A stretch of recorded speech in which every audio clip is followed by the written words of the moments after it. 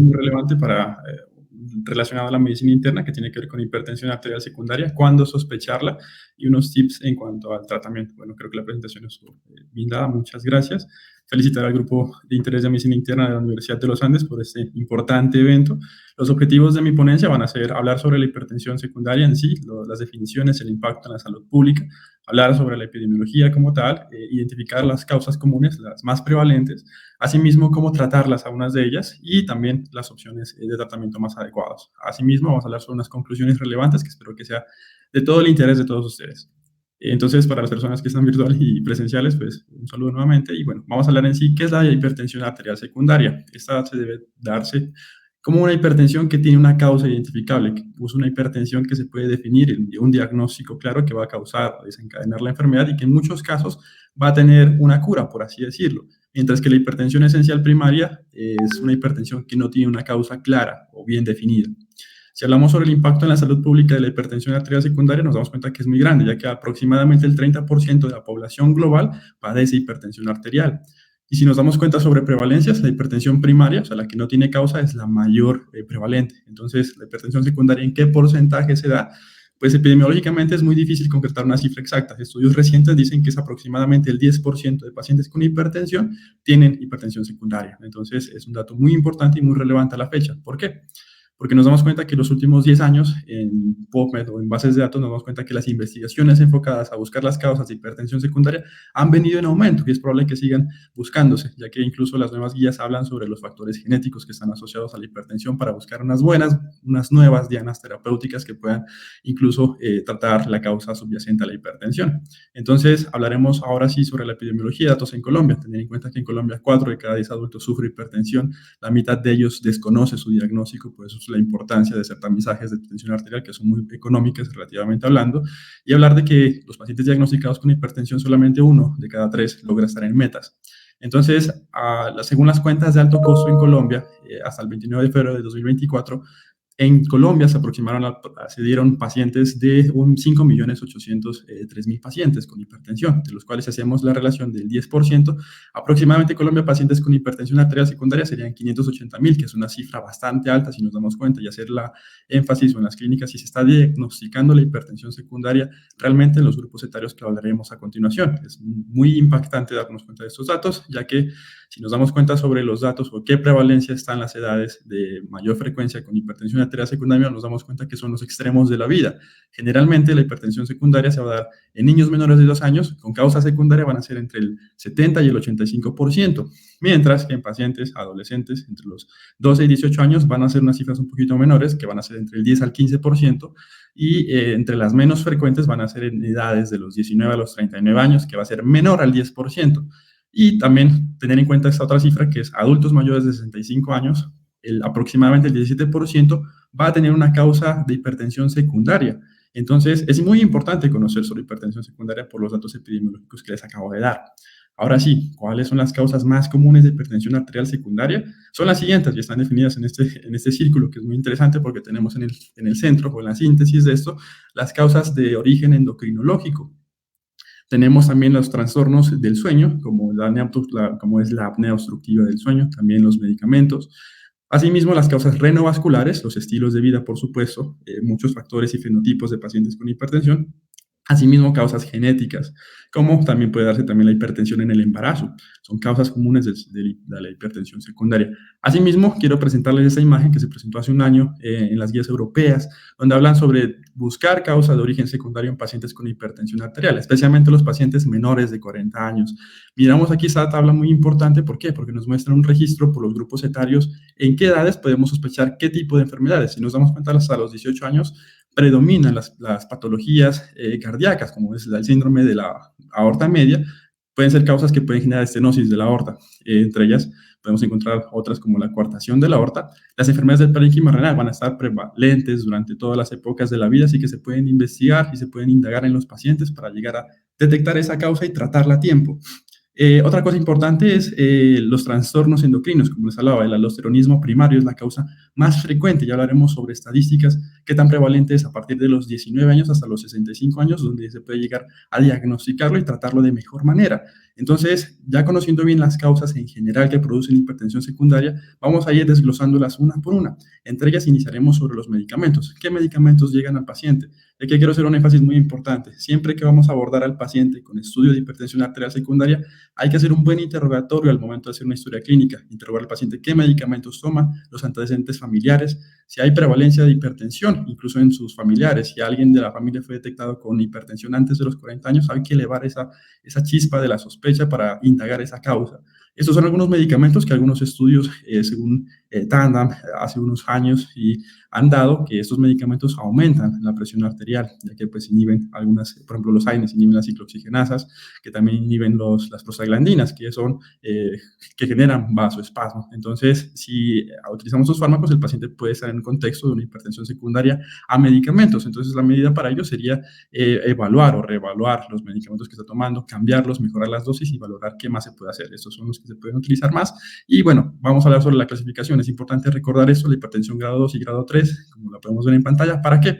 Para abordar al paciente con sospecha. Entonces, tenemos a qué momento vamos a sospechar con los pacientes. Pacientes menores de 40 años, pacientes que sufren hipertensión grado 2 o grado 3, o que incluso han sido detectada la hipertensión en la infancia. Si cumplen esos criterios, hay que investigar esa causa secundaria. Otro es un inicio súbito, paciente que tenía cifras tensionales normales y que de un momento a otro debuta con una emergencia hipertensiva.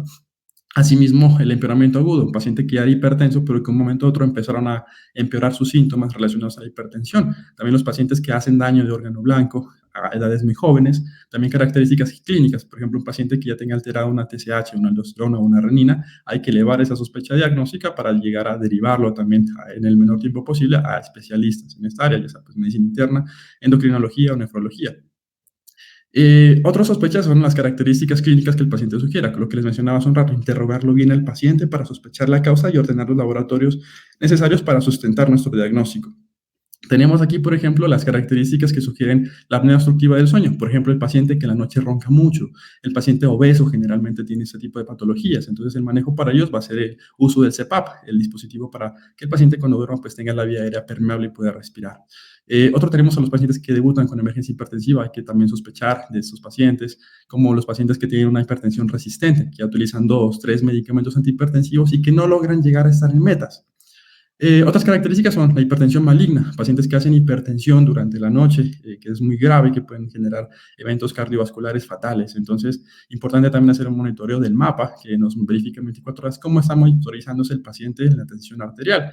Asimismo, vamos a dar unas características clínicas que pueden generar alguna alteración renovascular, como puede ser el hiperaldosteronismo o la displasia fibromuscular.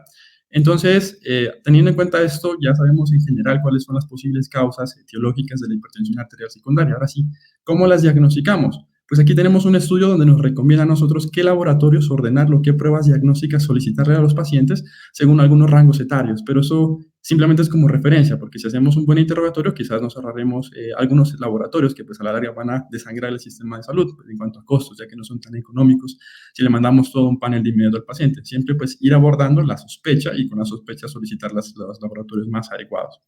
En sí, pues son estas las pruebas, y pueden incluso tomar una fotico que tengan de recuerdo, en edades entre los 19 y 39 años, que es lo que pues, mayormente interesa. Tenemos pacientes que se les puede ordenar una TSH, un ultrasonido, un ecodoppler de arterias renales, o considerar una angioresonancia magnética de abdomen y pelvis. Esto sospechando causas renovasculares, que son las más primordiales. Ahora sí, ya hablamos sobre las sospechas. Ya sospechamos, por ejemplo, el paciente que ronca en las noches, una apnea obstructiva del sueño, pues ¿cuál es el laboratorio que podríamos solicitar? La polisomnografía. Este nos va a dar un reporte real del paciente si realmente tiene síndrome de apnea obstructiva del sueño, pues ya sabremos cómo tratarlo. El hiperaldosteronismo, que es la causa más frecuente de hipertensión secundaria. Hay que solicitar valores de aldosterona y de renina. Hay una relación que se hace una división y se llega al diagnóstico con más de 30 de esa relación. Como las más de 30, asociamos el diagnóstico, iniciamos el manejo adecuado y el manejo que hablaremos a continuación. Si hablamos de enfermedades del parénquima renal, un boom y una creatinina para mirar cómo va el riñón, cómo está funcionando esa filtración, cómo está funcionando el riñón y demás. Si sospechamos de una estenosis a la arteria, en arterias renales, pues siempre al examen físico, pues auscultarlo, si tiene soplo o algo, sospechamos del paciente, una ecografía Doppler es la prueba de elección, recomienda las guías. Si la prueba sale normal, pero tenemos sospecha, podemos ordenarle al paciente incluso una angiografía por tomografía o una resonancia magnética, que son una alternativa pues no invasiva, la resonancia especialmente. Ahora sí, si sospechamos sobre enfermedades de tiroideas, pues las pruebas de función tiroidea como es la TSH. Si se sospecha de Cushing, que es poco prevalente, pero que igual nunca hay que descartarlo, se puede ordenar el cortisol libre en 24 horas. Las que están en la imagen, pues con alguna de ellas y que salga positiva es un criterio suficiente para el diagnóstico. Asimismo, el feocromocitoma, hay que ordenar metanefrinas en sangre idealmente o en orina. Y asimismo, para coartación de aorta se puede solicitar lo que es un eco transtorácico, en el cual nos puede reportar que puede haber una muesca supraesternal para una evaluación inicial. Entonces puede haber diagnóstico aproximado de una coartación que también se debe pues, abordar idealmente por cardiología. Entonces, el diagnóstico y tratamiento, tener en cuenta que si se sospecha de la hipertensión secundaria, hay que derivar al paciente rápido quizás a especialistas, expertos o incluso ustedes que están aprendiendo sobre el diagnóstico, si miran en sus rotaciones o en sus clínicas, pacientes que sean jóvenes con hipertensión, ya sabemos que puede ser el origen. Entonces, si hablamos sobre prevalencia, el hiperaldosteronismo primario es el que mayor tiene. Si nos damos cuenta de pacientes con hipertensión secundaria, el hiperaldosteronismo aborda entre el 6 al 20% de pacientes.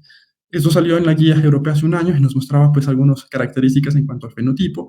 Nos habla que el paciente puede tener incluso discremento en la función diastólica del corazón, conoce el ecocardiograma. El paciente tiende a hacer hipocalemia.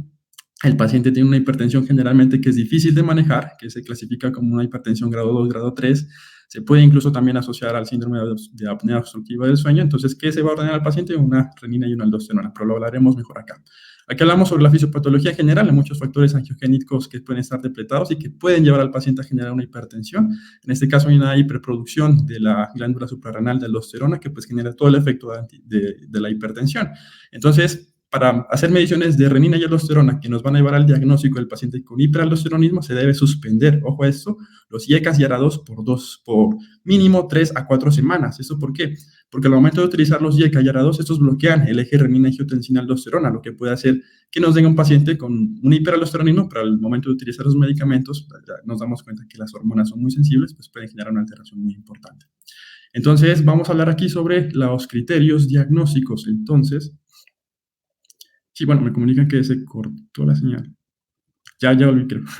Vale, entonces, ya hablando sobre el algoritmo diagnóstico, bueno, les hablaba hace un ratito sobre los factores que llevan a que el paciente tenga hiperaldosteronismo. Entonces, al momento de solicitar la aldosterona y la renina, se debe suspender por 3 a 4 semanas, les repito esto, ya que estos pueden dar un falso negativo. Entonces, la renina se puede disminuir y la aldosterona también. Entonces, puede dar un resultado anómalo. Entonces, ojo a esto. Pero entonces, el paciente con hipertensión, ¿con qué medicamentos lo voy a dejar? Los más recomendados son el verapamilo y la prazosina. Ahora sí, ya tenemos el algoritmo diagnóstico, tenemos un paciente que se le hizo la relación renina-aldosterona y salió sospechoso con 20-30, se le puede hacer un test de supresión a la solución salina y pues si sale positivo el diagnóstico hay que ordenar un TAC de abdomen en el cual se va a mirar las glándulas suprarrenales. Entonces vamos a mirar acá en esta imagen muy importante, esa es una imagen de una clase que el doctor Willis en la Universidad de Antioquia. Acá miramos la glándula suprarrenal derecha que es como una coma, acá miramos la glándula suprarrenal izquierda que es como una Y invertida. Este es el diafragma. Entonces en esa parte generalmente si ya nos dio positivo por ahí para el hiperaldosteronismo, a ver por qué, qué pasó, la glándula está produciendo mucha hormona o hay un tumor o un adenoma que está produciendo esto. Ese es un TAC normal, ese es un TAC patológico, entonces nos damos cuenta que acá tenemos un adenoma suprarrenal izquierdo, totalmente grande. El tratamiento es quirúrgico y el paciente técnicamente se debería curar. Si por el contrario el paciente tiene tumores bilaterales o no tiene nada, pero tiene hiperaldosteronismo, el mejor medicamento es la espironolactona, que es las guías de práctica clínica nos han dicho que tiene una buena evolución con los pacientes. Incluso pacientes he visto que con 2, 3 terapias antihipertensivas no mejoran. Cuando se detecta el hiperaldosteronismo, se le pasa a espironolactona y mejoran muchísimo y llegan a metas de presión arterial. Otra enfermedad es las causas renovasculares. Por ejemplo, aquí tenemos la aterosclerosis de las arterias renales. Entonces, el paciente puede generalmente tener una hipertensión resistente, puede tener problemas pulmonares, edema pulmonar y puede tener incluso una aterosclerosis generalizada. Va a ser un paciente quizás obeso. Entonces, el examen diagnóstico puede ser la ecografía de vasos renales, como podemos ver acá, y se puede detectar directamente la alteración anómala que va a producir la hipertensión secundaria. Entonces, el tratamiento puede ser antihipertensivos normales, un control estricto de la parte cardiometabólica, y pues se puede hacer incluso una revascularización sin necesidad de una estena en algunos casos. Otra causa de hipertensión secundaria es la displasia fibromuscular. Aquí nos podemos dar cuenta que hay una anomalía anatómica, se da entre el 1 al 6% de los casos.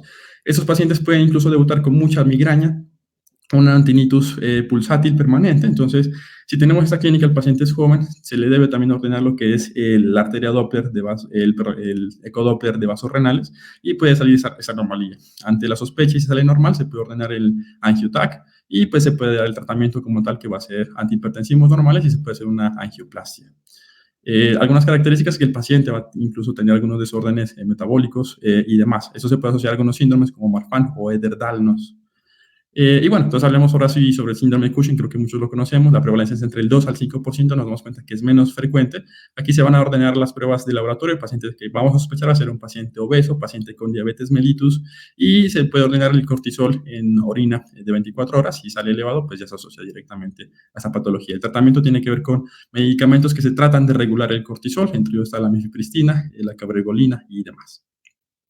Ahora sí hablamos sobre feocromocitomas, una prevalencia menos frecuente, es menos del 1%, pero ¿en qué caso sospechar? Quizás en mujeres, que es mayor prevalente esta enfermedad, en pacientes que tengan hipertensión también de difícil manejo, pacientes que tengan arritmias, pacientes que se asocian también síndrome o miocardiopatía de Takotsubo, se va a asociar a esta enfermedad. Entonces, ¿qué se puede hacer? Se puede ordenar en plasma o en orina libres las metanefrinas. Las metanefrinas libres elevadas ya no se elevan la sospecha, hay que mandar posteriormente unas imágenes diagnósticas. El tratamiento generalmente se va a dar con una resección directamente de la glándula y el paciente pues va a entrar a remisión de la hipertensión. Entonces, si nos damos cuenta, es un contexto muy grande, muchas causas de hipertensión secundaria, y abordar cada una de ellas va a ser muy importante, porque el paciente va a beneficiarse muchísimo en su calidad de vida. Si por el contrario estudiamos todas las causas y fueron negativas, no hay que descartar tampoco la causa genética. Esta es una tabla que describe o resume todas las características genéticas. Entonces, si el paciente salió normal, también hay que incluso derivarlo al especialista por genética para que se pueda hacer un análisis molecular de cuál fue la causa de que el paciente me esté generando la hipertensión secundaria. Aquí las podemos ver, si pueden, la pueden revisar después. Y nada, entonces vamos a hablar sobre las conclusiones finales de la charla. Entonces, la primera conclusión es que en paciente joven menor de 40 años que debuta con hipertensión arterial, hay que estudiar causa secundaria. ¿Cuáles son los laboratorios iniciales? Yo les recomendaría, por lo que dicen las guías, iniciar con un ecodoppler de arterias renales, niveles de TSH, considerar una tomografía computarizada de abdomen y un uroanálisis como tal. Las causas secundarias más comunes de hipertensión pueden ser el hiperaldosteronismo, no se olviden, ordenar la renina y aldosterona, y la enfermedad del parénquima renal, como puede ser incluso la enfermedad renovascular aterosclerótica.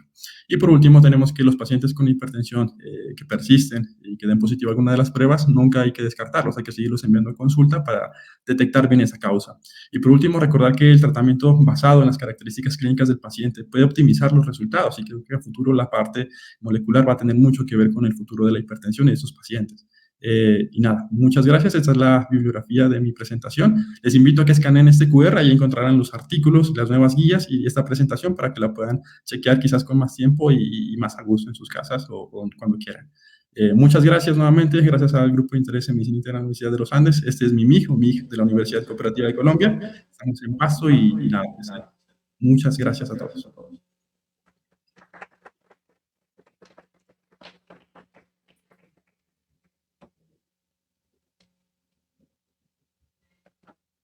Muchas gracias. No sé si alguien tenga alguna pregunta.